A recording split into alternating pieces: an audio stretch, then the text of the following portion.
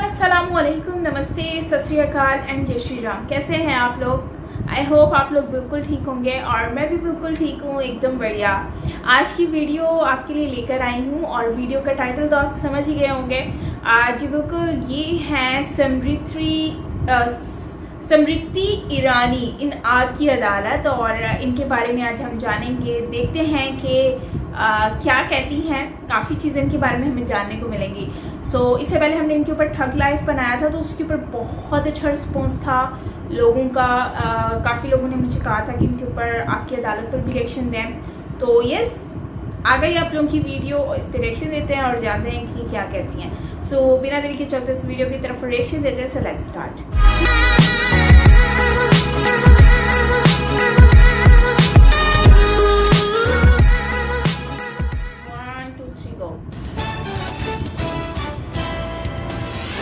अब शुरू होने जा रहा है देश का सबसे बड़ा मुकदमा, आपकी अदालत, रजत शर्मा के साथ।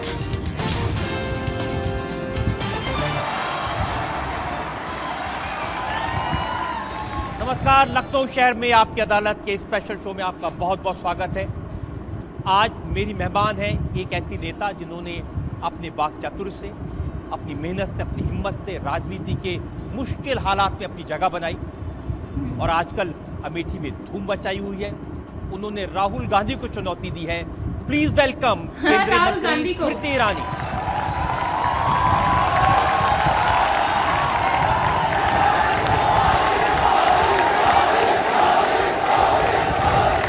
तो आइए आज का यह खास मुकदमा शुरू करते हैं स्मृति ईरानी के साथ।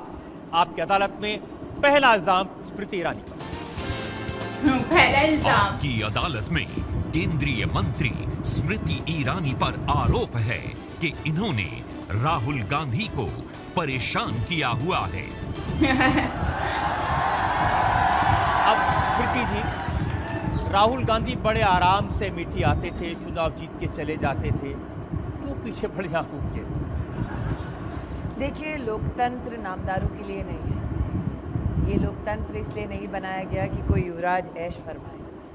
ये लोकतंत्र बना इसलिए ताकि जो गरीब है, जो मजलूम है, मध्यम वर्गीय परिवार है, उन परिवारों में एक व्यक्ति चुनकर आए और उनकी सेवा करे। तो एक मेंबर ऑफ पार्लियामेंट का काम सेवा देना है। हम जनता के सेवक हैं, लेकिन राहुल गांधी को शायद ये खुशफहमी है कि वो अमेठी के राजा हैं, युवराज हैं, और अगर वो काम ना करे तो जनता उन्हें फिर भी सर आंखों पर रखेगी।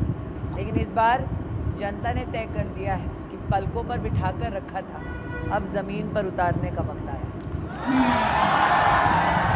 स्मृति जी, अमेठी में हमेशा युवराज होते हैं, राजा होते हैं, रानी होती है, ये ईरानी कहाँ से आ गई बीच में?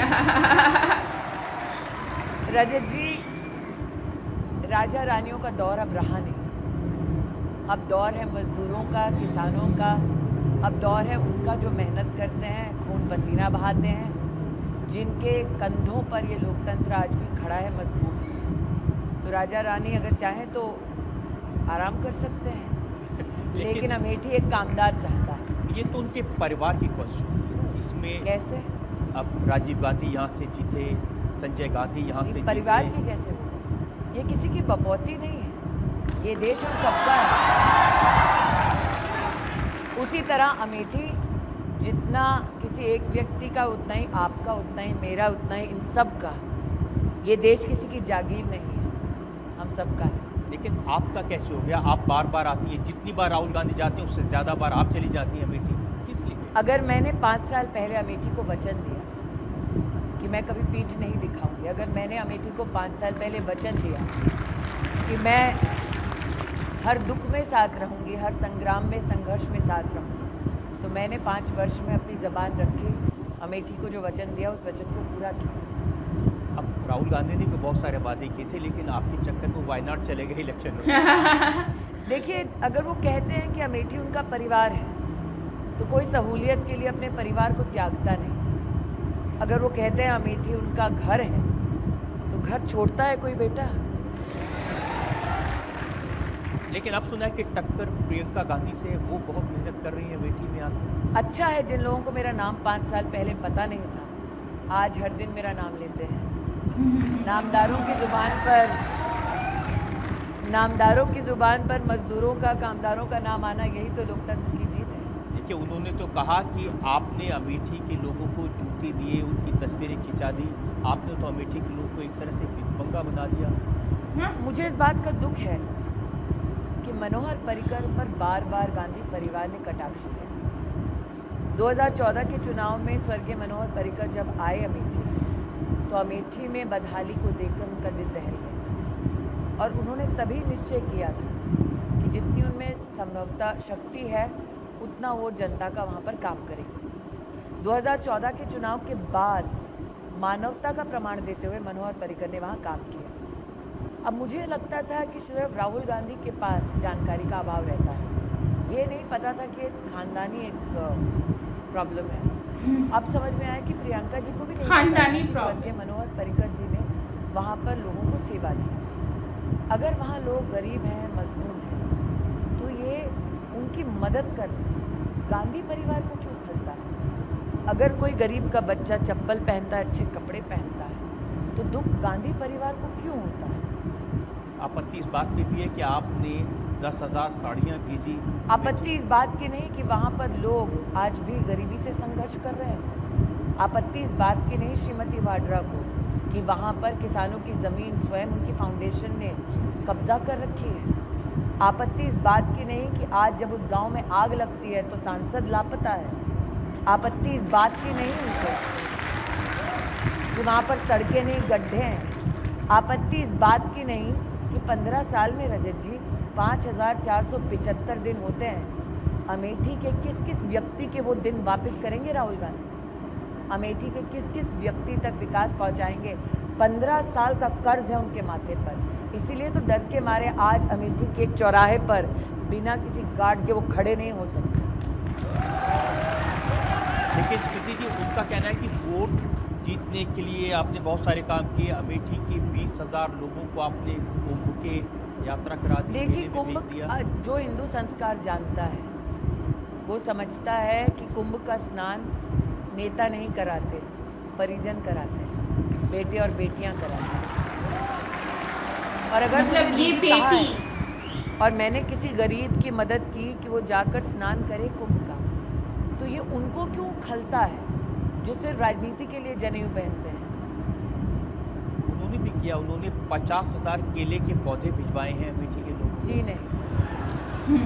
पहले तो उन्हें इस बात का दुख हुआ कि अमेठी के किसान को विधिवत सर्टिफाइड सीड्स मुहैया कराए जा रहे थे। प्रतिद्वंदी की भावना से वो विदेशी केले लेकर आए और तब मैंने आग्रह किया कि केला तो कम से कम देसी दे दो।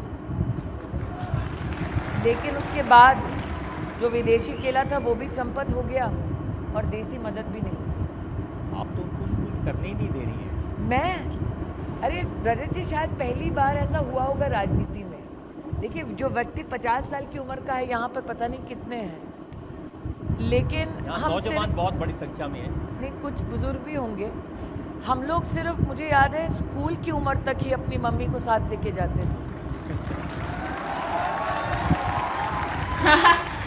बड़ी बहन हो या छोटी बहन हो, वो शायद 5वीं 6ठी कक्षा के बाद स्कूल के दरवाजे पर छोड़ने नहीं आते थे। ये अजीब एक कैंडिडेट है जो सांसद है तब भी लापता है, प्रत्याशी है तब भी लापता है।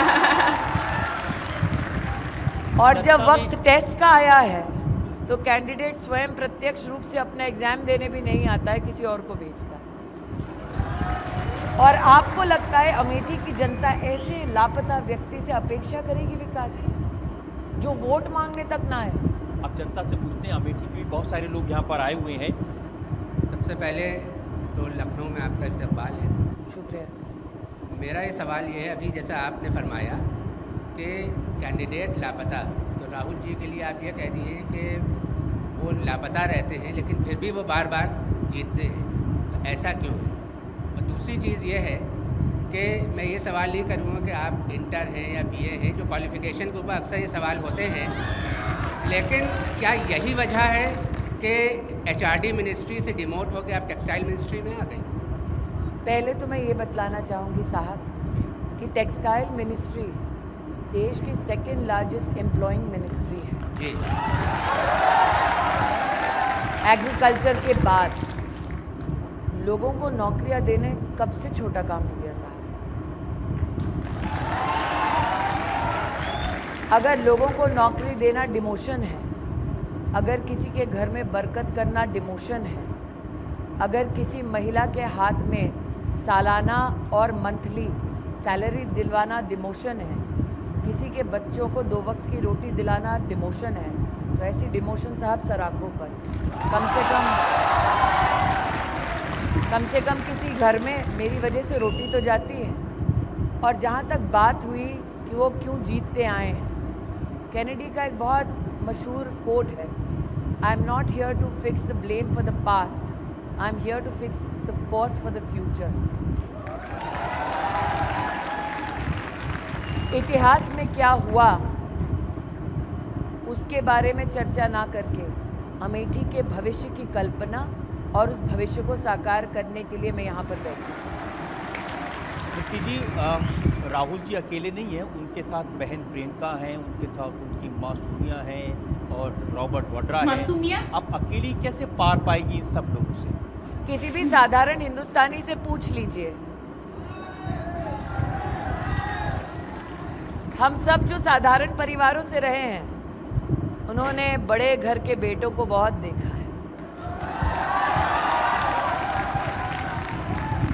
और फर्क इतना है साधारण परिवारों में और बड़े घर के बेटों में कि हम मेहनत करके एक मुकाम पाते हैं, वो सोने के चम्मच के साथ मुंह में लेकर पैदा होते हैं। वो चाहे जीजा जी का झुंझुना क्यों ना हो, हम क्योंकि बिना किसी के सहारे के यहाँ तक पहुँचे हैं, इसीलिए हमें आज भी बस बड़ों के आशीर्वाद की कामना रहती है और किसी और चीज़ की कामना नहीं रहती। और रजत जी, अमेठी की जनता मेरे साथ है, इससे ज़्यादा और क्या चाहिए मुझे? जीजा जी तो देखे जाएंगे। अच्छा का आपने एक ब्रेक के लिए रुक जाते हैं, एक ब्रेक के रुकेंगे और ब्रेक के बाद आपके भारत में स्मृति ईरानी पर इल्जाम जीजा जी तो देखे जाएंगे।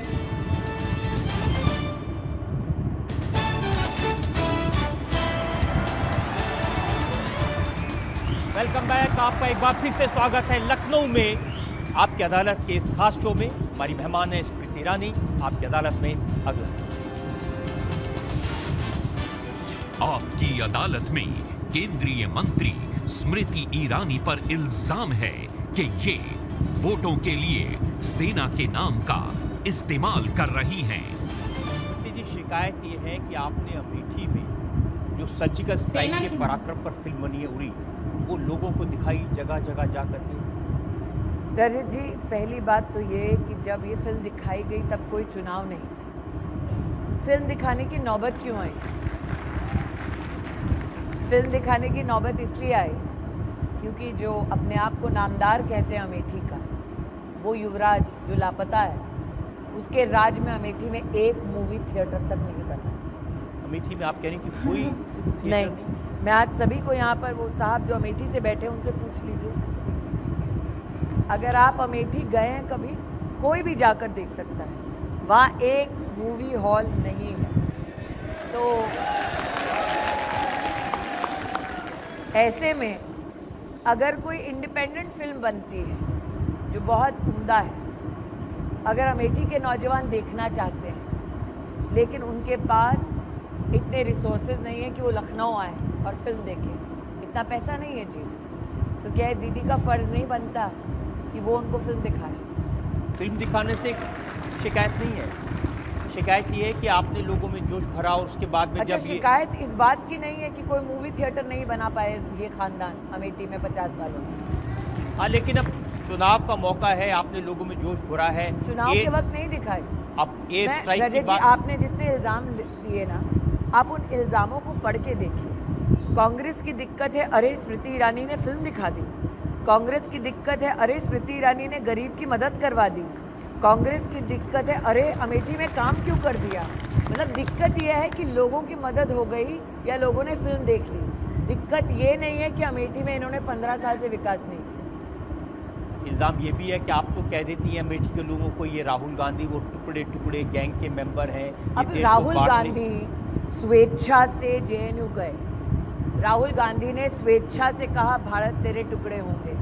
इल्ज़ाम फिर स्मृति ईरानी पर क्यों? अगर उनके पास संस्कार नहीं है तो ये मुझ पर इल्ज़ाम क्यों? आपने ये भी इल्ज़ाम लगाया कि आज यहाँ पर पूछ लीजिए, जनता है, मैं जानती नहीं हूँ किसी को यहाँ पर, क्या जनता किसी सांसद को वोट इसलिए देती है ताकि वो संविधान की कसम खाए और फिर जाकर भारत तेरे टुकड़े होने की बात करे? क्या जनता सांसद को इसलिए वोट देती है ताकि उसकी पार्टी सेना के प्रमुख को गुंडा कहे? तो अब इस जनता से ही पूछ लेते हैं।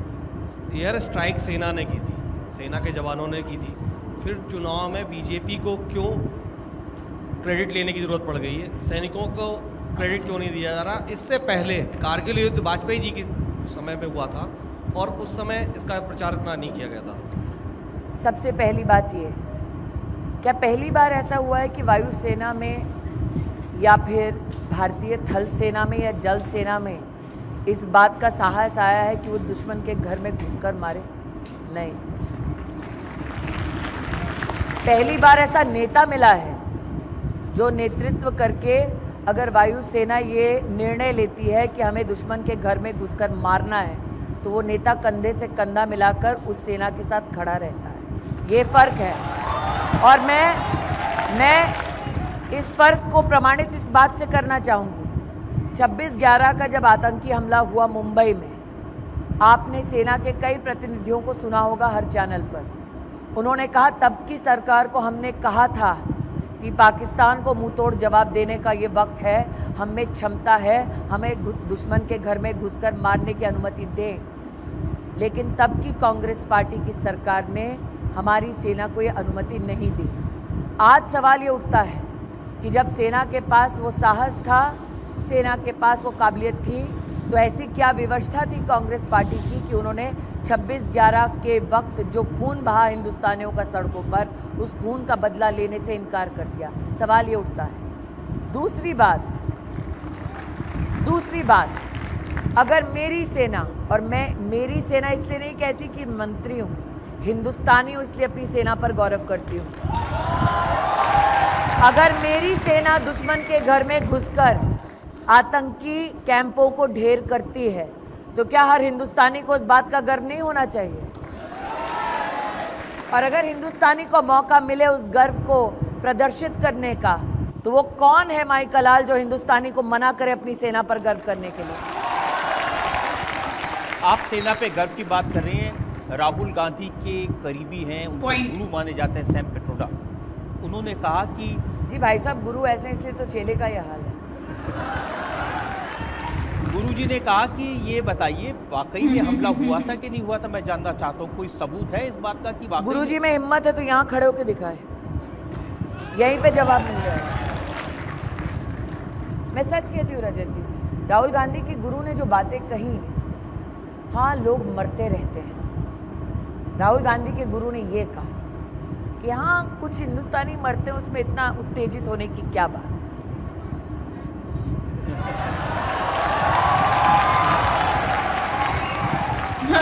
और मात्र ये नहीं कहा, राहुल गांधी के तो एक नेता ने ये भी पाकिस्तान में जाकर कहा कि जी मदद कीजिए, हमारी मोदी को हटाइए। इस प्रकार की राजनीति भारत के इतिहास में कभी किसी ने देखी कि कांग्रेस पार्टी इतना अपने आप को मजबूर समझे कि दुश्मन से जाकर माँ बोले कि कृपा करो और हमें मोदी से छुटकारा दिलाओ?